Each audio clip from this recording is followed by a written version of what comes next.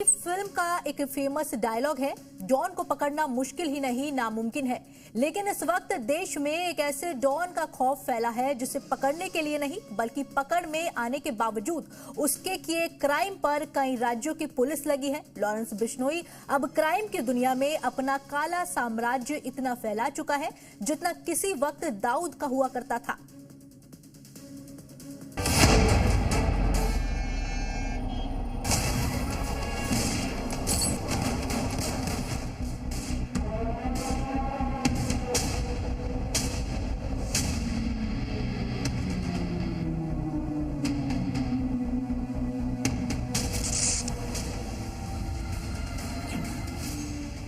इकतीस साल की उम्र, 700 से ज्यादा शूटर,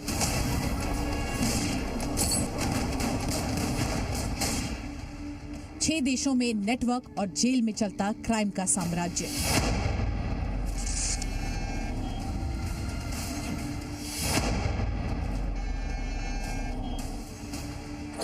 ये नाम मौजूदा दौर में खौफ का दूसरा नाम बन चुका है। पंजाब और दिल्ली की सड़कों पर खून बहा चुका ये गैंगस्टर अब मुंबई में भी अपने पैर पसार चुका है। 90 के दशक में दाऊद इब्राहिम के बाद लॉरेंस पहला ऐसा क्रिमिनल है जिसने पूरे देश में दहशत का माहौल बना दिया है।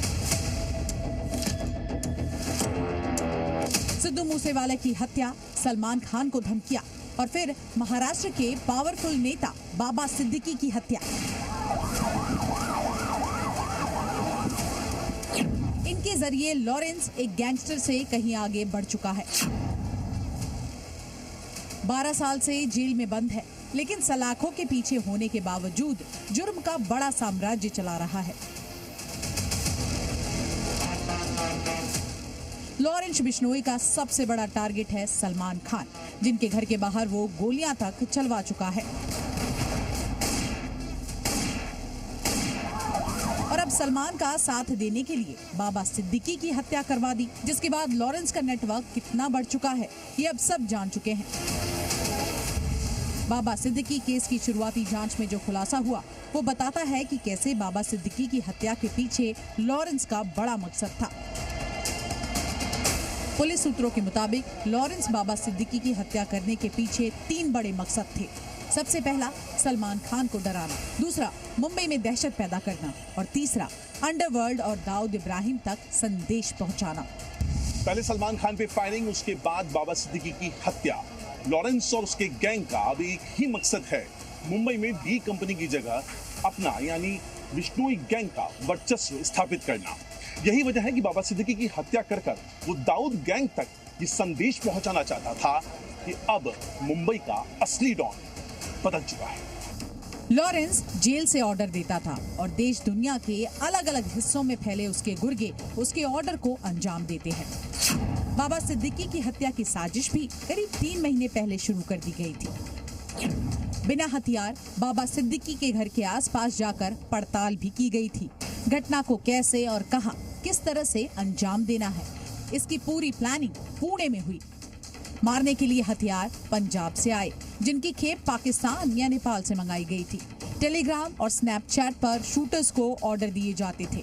शूटर्स को प्लानिंग के ही वक्त बता दिया गया था कि टारगेट कौन है और उसे क्यों मारना है।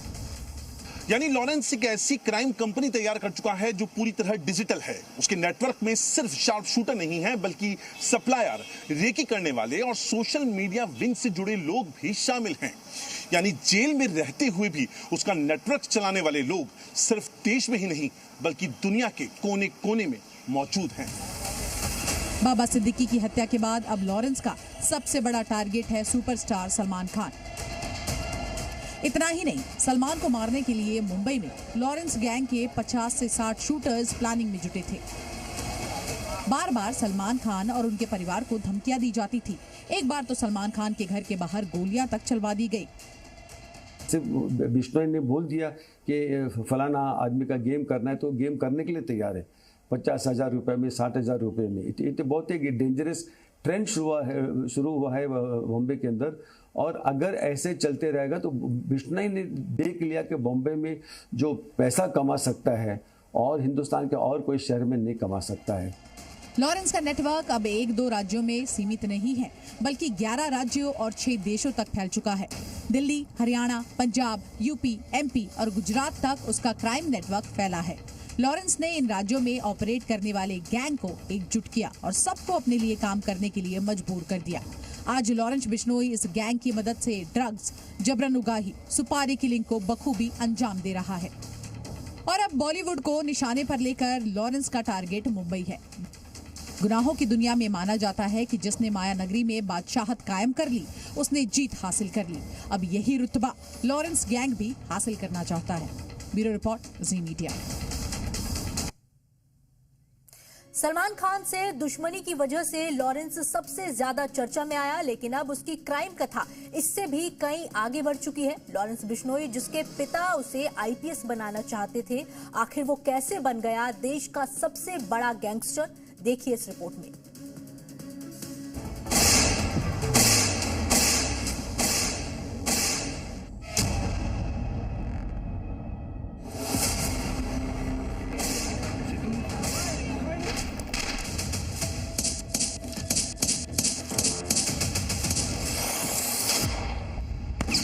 उगाही, वसूली, हत्या, ड्रग्स, कॉन्ट्रैक्ट किलिंग, संगठित अपराध, क्राइम की दुनिया का सबसे बड़ा चेहरा लॉरेंस बिश्नोई की कुंडली खुलेगी तो अपराध के सबसे बड़े साम्राज्य से पर्दा उठ जाएगा। कानून की पढ़ाई करने वाले लॉरेंस बिश्नोई ने कानून से खेलकर क्राइम की दुनिया में अपनी जड़ें मजबूत कर ली, कोहराम मचा दिया। दर्जनों शूटआउट, मूसेवाला से लेकर बाबा सिद्दीकी की सरेआम हत्या, सलमान खान को मारने की दर्जनों धमकी, उसके खौफनाक इरादों और वारदात की पूरी फहरिस्त है, जिसकी कुंडली आज खुलेगी।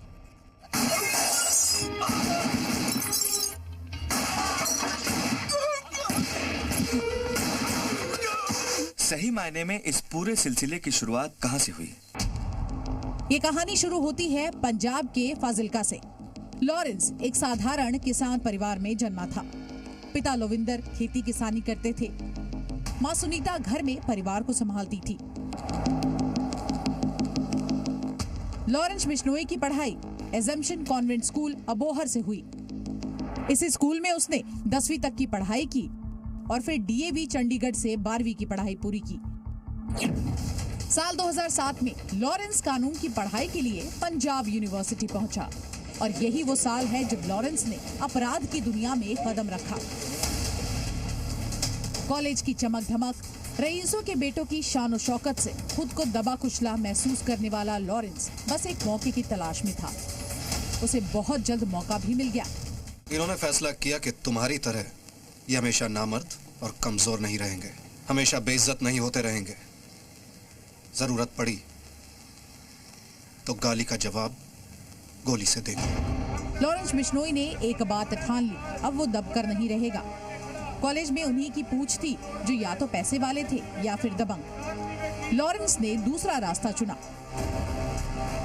लॉरेंस के पास कुछ नहीं था, ना तो गैंग, ना पैसे और ना ही हथियार। जेल में गैंगस्टर रंजीत दुपला ने लॉरेंस के जोश को भांप लिया और इसके बाद उसे हथियारों की कभी कमी नहीं हुई। लॉरेंस ने जेल से बाहर आते ही रंग बदला। शहर के अमीर बिल्डर उसके टारगेट लिस्ट में आ गए। उसने धमकी दी, पैसों की उगाही का जरिया बना लिया। हालांकि वो ऐसा कुछ करना नहीं चाहता था जिससे दूसरे गैंग इसके जान के दुश्मन हो जाए। लिहाजा उगाही का दायरा बहुत छोटा था। मेरे परिवार वालों के लिए मेरी जान ज्यादा कीमती थी।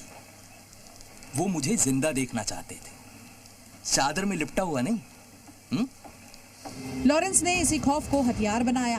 पैसों की जरूरत इससे पूरी हो गई और अब वो पंजाब यूनिवर्सिटी में छात्र संघ चुनाव लड़ना चाहता था। साल 2010 में वो खड़ा भी हुआ लेकिन हार गया। इस हार की बेइज्जती का बदला उसने जीतने वाले उम्मीदवार के पैर तोड़ कर लिए।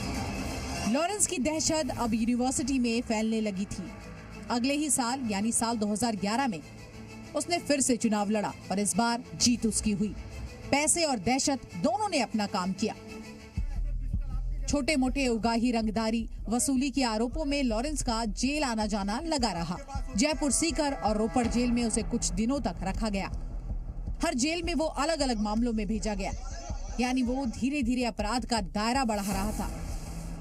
वो जिस जेल में जाता वहीं दूसरे गैंग के सदस्यों से उसकी दोस्ती हो जाती। उसने पंजाब और राजस्थान में अपने पैर पसारने शुरू किए। इससे दूसरे गैंग से उसका टकराव भी बढ़ा। जवान का कोई अहमियत नहीं है। अहमियत है तो सिर्फ धंधे की, और उसके लिए कुछ भी करेंगे। लॉरेंस की दहशत अब बोल रही थी, लेकिन उसी बीच उसके बहुआ के बेटे की हत्या हो गई। लॉरेंस बुरी तरह से घबरा गया। वो हत्यारों के पीछे पड़ गया और एक एक करके सबको ठिकाने लगा लिया। हत्या का तरीका भी बेहद विभत्स था, मानो वो अपना खौफ फैलाना चाहता हो। इन्हें बड़ी बेरहमी से मारा गया है। जहाँ 2 या 3 गोलियों से काम चल सकता था, वहाँ पूरी की पूरी मैगजीन इंसान के शरीर में दाग दी गई है। लॉरेंस ने सिर्फ 5 साल में एक गैंग बना डाली। उगाही का सबसे बड़ा धंधा था। इसके बाद उसने धीरे धीरे बड़ी वारदात की तरफ बढ़ना शुरू किया। उसकी हिम्मत बढ़ती जा रही थी। उससे उसके राजनीतिक कनेक्शन भी बनने लगे थे, बिल्कुल किसी फिल्म की तरह। ब्यूरो रिपोर्ट, जी मीडिया।